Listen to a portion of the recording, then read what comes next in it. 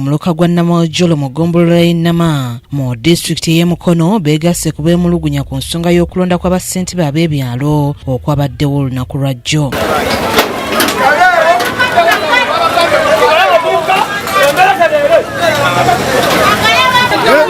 Aja mu public bamulangire tutegere aja bamulangire aja mu public bamulangire tusawe wote twabalondeddewa bano batuuse n'okweka mwana nga bagamba nti omuntu eyalangiriddwa ku buwanguzi yabadde mu kifo kya kusatu mu lwokaano. Akalulu twabadde bangi nnyo nga tuwa Kawooya akalulu balangirira batya Haji ffe twagala akalulu kaffe twagala Kawooya yalina okufuga Walusubi.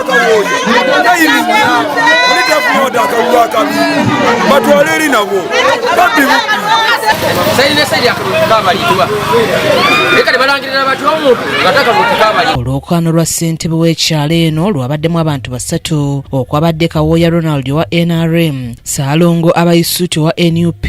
ne Mulimira Abubakar atabadde na kibiina kwe yajjidde. Mulimira ye yalangiriddwa ku buwanguzi, ekintu ekitabudde abatuuze nga balumiriza nti Kawooya Ronald yabadde n'abantu abangi ababadde mu layini eziwerera ddala 3.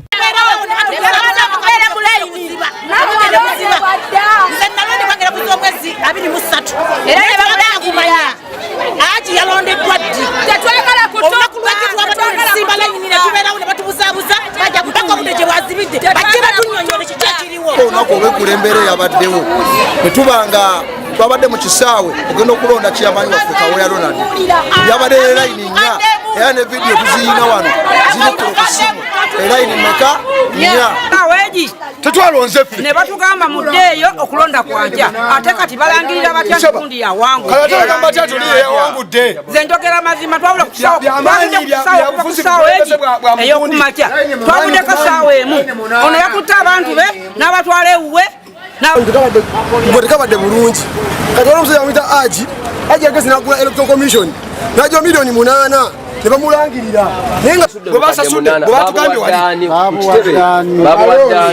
oli akulira ebyo eyabadde mu pulogulaamu y'okulonda. Bano nga bakulembeddwamu Joseph Ssekitto bakukulumidde abaakulembeddemu okulondesa mu kitundu kyabwe. Afunye tebuwera yadde 10 toyinza kuddira muntu yafunye layini nnya nga tebuli layini eriko abantu 10 n'olowooza nti essaawa zakakalo ojja kuddira omuntu atayiseemu gwoba okola ki ate nga gwe balangirira mu mazima ga Katonda mu ggulu yaguze buguzi buyaye bwafudde wali mu katuba kwe bakayita Zayoni ne bajja wano tubamanyi. Abatuuze bano bwe batyo basabye gavumenti ebakkiriza akalulu kaabwe bakaddemu nga bagamba nti gwe balonze si ye yalangiriddwa. Ssaalongo tannaja Kawooya ye yalidde ebirembo bange ziribe bati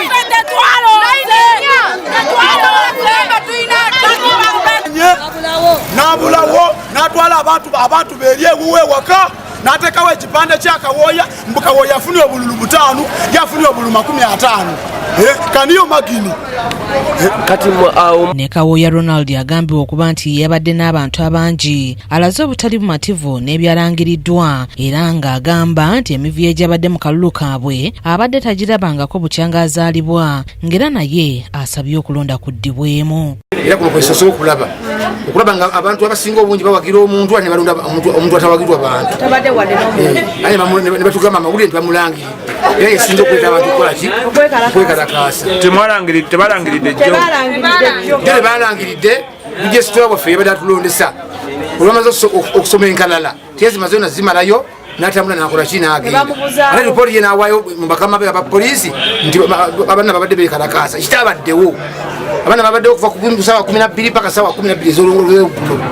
naye nga bali abapositioni balinga 20 nga batukongoola era twakumye obuntu bulamu twakoze eki bano babadde bantu nga Alex Miseyiri yakusakidde eggulire lino ku KTV Amalindiri.